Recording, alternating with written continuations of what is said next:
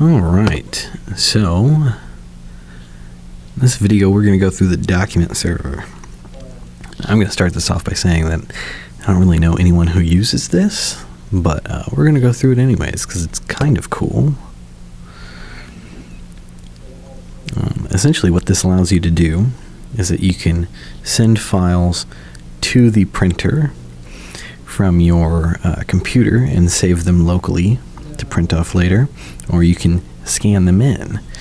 On your computer, if you go to the printer preferences tab whenever you're trying to print something and change the document type from normal print to document server, it'll send it into the folder.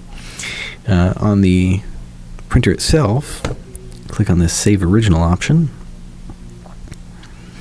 and then it opens up your scan screen. All the same settings, a little bit different different places, and you have this folder option. That way you can select which folder inside the document server you want to save it to. And whenever you want to print it, go to Print File, select the folder that it's in, then you'll select the file, print it out. You have a few print settings here. It's pretty limited, but and then if you are using this enough to need more than one folder, like if you want more than just a shared folder, edit folder/file. You can open folder, create a new folder.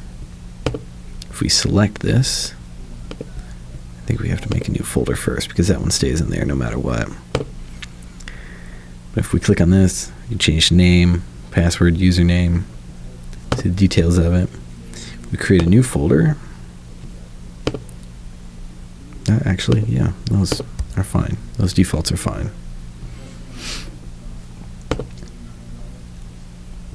Click on OK. If we click on this, we can change the folder name, put a password on the folder itself. And yeah, I mean it's pretty straightforward, and it's kind of cool if you need it. You know, like if you have a document that you're printing off consistently, it can be helpful to have it on the printer. That way you don't have to go back and forth between your computer all the time. But again, I just don't see it get a lot of use.